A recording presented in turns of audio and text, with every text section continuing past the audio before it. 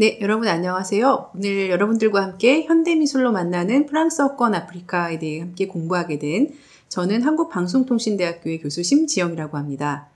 오늘 여러분들과 프랑스어권 아프리카라고 하는 어찌 보면 굉장히 생소하실 수 있는 그런 지역에 대해서 현대미술을 가지고 여러분들과 좀 이 지역에 대한 이해도를 높여보려고 합니다. 자, 현대미술에 대해 본격적으로 이야기하기 전에 우선 이 지역의 특징과 또 전통예술에 대한 이야기로 시작해 보겠습니다. 자, 그리고 이어서 아프리카 현대미술의 여러 양상 중에서 관심 있게 볼 만한 사진예술에 대한 이야기를 다음 꼭지에 이어서 할 예정이고요. 마지막으로는 여러분들과 아프리카 회화에 대한 이야기를 하면서 강의를 마칠 예정입니다. 자, 그럼 먼저 프랑스어권 아프리카라고 하는 지역과 전통예술에 관한 이야기로 강의를 시작해 보겠습니다. 자, 여러분 아프리카는 약 55개국의 국가가 있는 굉장히 넓은 대륙입니다.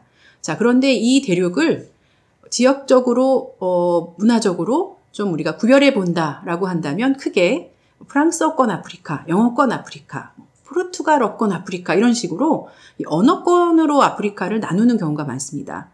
자, 왜 아프리카를 언어권으로 나누는가라고 했을 때는 네, 여러분 쉽게 예상하셨겠지만 예전에 이 아프리카가 어느 국가의 식민 통치를 받았는가에 대해서 이 지역적 범위를 나누고 있습니다.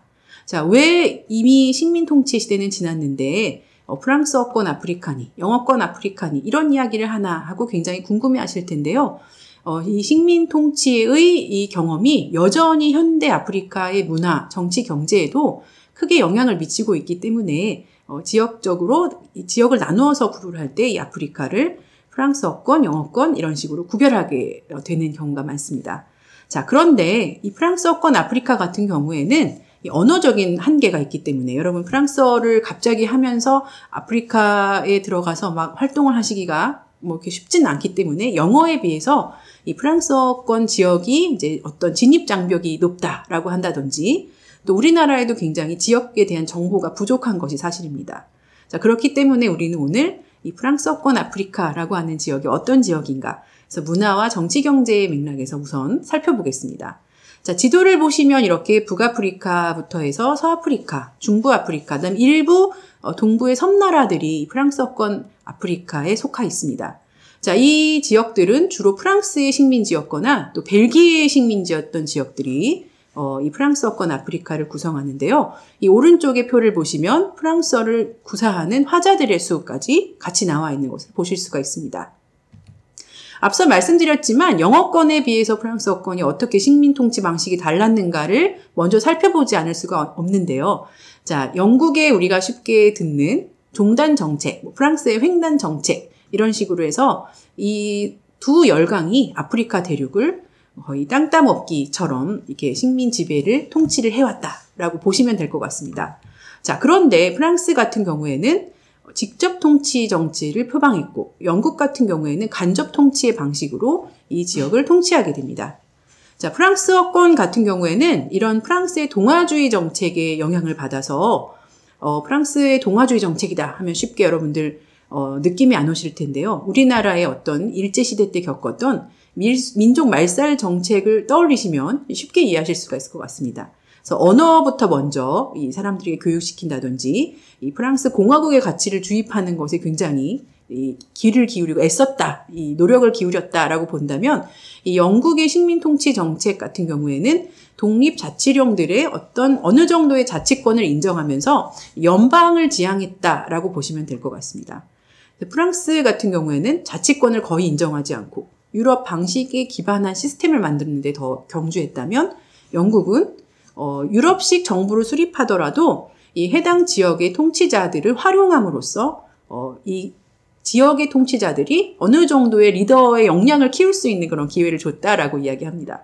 그래서 어떤 것이 더 낫고 좋다라고 보기보다는 이런 차이점으로 인해서 프랑스어권 아프리카는 아주 독특한 문화적 특성을 갖게 되는데요.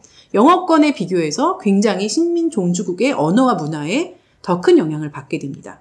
즉 말하자면 프랑스어와 이 프랑스어를 기반으로 한 문화에 현재까지도 굉장히 큰 영향을 받고 있다. 그리고 이런 맥락에서 전통과 현대가 많이 단절되어 있다라는 것이 그 특징이라고 하겠죠. 자, 그리고 정치적, 경제적 특성도 우리가 무시할 수가 없는데요. 아까 말씀드린 것처럼 영어권 아프리카에 비해서 이 정제적인 면에서 자치 경험의 부재라던가, 그다음에 어떤 영국이 굉장히 그 지역의 인프라를 먼저 깔고 뭔가 그 지역의 물자를 수탈하는 데 더 집중했다면, 이 프랑스 같은 경우에는 인프라 구축조차 하지 않았다, 뭐 이런 비판을 받기 때문에 경제적인 어떤 기반이 마련되지 않았다, 이런 현재 굉장히 어려운 상황을 맞고 있다라고 이야기합니다. 자, 그래서 여러분 프랑스어권 아프리카 여러 지역에서 사실 영어권에서도 아직까지도 민족 분쟁이나 내전, 갈등이 있는 것은 사실인데요. 그 중에서도 굉장히 프랑스어권 아프리카 지역에서 많이 쿠데타가 발생하거나 이런 내전이 계속 끊이지 않는 것을 볼 수 있는 경우가 많습니다. 여기 보시면 워싱턴 포스트의 기사인데, Another coup in 말리 해서 말리에 또 쿠데타가 일어났어 라고 하는 것을 보아 이제 말리는 굉장히 반복적으로 쿠데타가 이루어지고 있는 국가구나 쉽게 이해하실 수 있을 것 같고요. 부르키나파소 같은 경우에도 최근에 군부가 이렇게 권력을 잡았다, 쿠를 해서 파워를 잡았다라고 하는 이런 기사들을 쉽게 보실 수가 있습니다.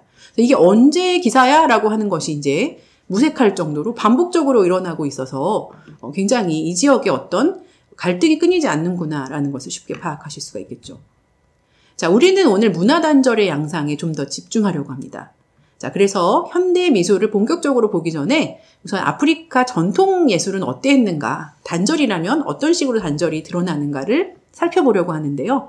자, 대표적으로 여러분들 아프리카의 오브제다, 아프리카 예술품이다, 전통 예술이다 하면은 지금 보시는 것과 같은 마스크를 상상하실 수가 있을 것 같습니다. 자, 이 보시는 뿔족의 마스크는 자, 어느 나라에서 이 뿔족의 마스크를 보실 수가 있을까요? 자, 앞에 지도에서 이미 눈치채셨는지 모르겠습니다만 이 뿔족은 국가 개념과 관계없이 이렇게 많은 지역의 분포에서 살고 있습니다. 서아프리카의 대표적인 유목민족인데요. 이제 뿔족뿐만이 아니라 이 많은 민족들이 국경의 개념과 관계없이 분포되어 있기 때문에 앞서 보신 것처럼 종족 분쟁, 내전이 일어나고 있는 그런 양상도 보실 수가 있고, 그다음에 전통 예술품에 대해서 이야기할 때는 민족 개념과 국가 개념이 일치하지 않아서 이 뿔족의 마스크다라고 하는 민족 개념으로 접근하시는 것이 좀 더 맞다라고 이야기하고 있습니다. 자, 그리고 또 하나의 사례는 여러분 앞에 보시는 이 단족의 숟가락의 사례로 말씀드리겠습니다. 이 아프리카 전통 예술품 같은 경우에는 우리가 오늘날 보는 현대 예술품과는 달리 굉장히 이 일상생활에 사용되는 오브제를 가지고 만든 경우가 많습니다. 그래서 여기 보시는 아프리카 전통 예술에 관한 굉장히 유명한 표현인데요. 예술은 어디에나 있고 어디에도 없다라고 하는 표현이 있습니다. 자, 이 말은 무엇이냐 하니 세상에 이 아프리카 전통 부족, 변종 민족에서 살고 있는 여러 가지 사람들의 그 모든 생활 집기들이 전부 다 예술 작품처럼 만들어졌다. 그러니까 이것은 어떤 생활용품이다. 그렇기 때문에 예술은 어디에나 있다라고 보는 견해와, 그다음에 이게 서양의 관점에서 순수 예술로 접근했을 때는 예술은 어디에도 없다라고 보는 견해입니다. 자, 여러분은 어떻게 생각하시나요? 자, 이거는 관점에 따라 다를 것 같은데요. 이 단족의 숟가락 같은 경우에는 앞서 말씀드린 것처럼 코트디부아르 지역에서도 볼 수 있지만 또 다른 나라에서도 볼 수 있을 수도 있습니다만 굉장히 아름다운 이 아프리카 예술 작품으로 잘 알려져 있는 작품입니다. 이 숟가락 같은 경우에는 이 마을 잔치에서 사람들이 음식을 나눠 먹을 때 굉장히 마을에 덕망 있는 여인이 사람들에게 골고루 음식을 나눠주기 위해서 사용한 일종의 그 국자, 주걱 같은 역할을 했던 그런 오브제다라고 알려져 있습니다. 자, 그런데 약간 사용의 흔적이 있죠. 자, 아프리카 전통 예술품은 해당 민족이 실제 사용을 위해 제작한 것을 더 높이 평가합니다. 반면에 여러분들이 여행에 갔다가 사왔어 라고 하는 아주 새 거로 아름답게 반들반들하게 만들어진 마스크 같은 것들을 흔히 공학예술이라고 부르죠. 자, 그래서 완전히 반들반들한 새 제품보다는 해당 민족이 그것을 위해서 만들어서 어떤 해당 제의를 위해 만들어서 사용 흔적이 남아있는 오브제를 비록 그것이 조금 훼손되었더라도 더 높은 가치를 갖는다라고 이야기합니다. 왼쪽에는 이런 골동품 시장에서 우리가 볼 수 있는 굉장히 반들반들 잘 만들어진 마스크인 반면에 이 오른쪽에는 박물관 수장고에 있는 약간 훼손된 악기의 모습입니다. 자, 이렇듯 이 프랑스어권 아프리카가 지금 전통적인 모습의 어떤 생활 양식을 여전히 고수하고 있는 민족들은 남아 있습니다. 전부 다 근대화로 인해서 굉장히 도시인의 생활 양식으로 바뀐 것이 아니라 여전히 깊은 시골 지역으로 들어가면 말리의 반디아가라 계곡 속에는 도곤족이 마스크 댄스를 추면서 전통적인 생활 양식을 고수하는 반면 또 우리가 현대 프랑스어권 아프리카의 작가들이라고 이야기를 한다면 굉장히 설치 예술이나 조각 이런 것들을 이용해서 현대 예술에 아주 천병에 있는 그런 작가들도 만나볼 수가 있습니다.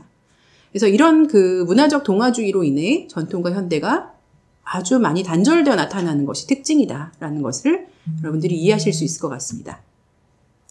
자, 아프리카 전통 예술을 어떻게 봐야 하는가를 소개하면서 여러분들 첫 번째 꼭지를 마치려고 합니다.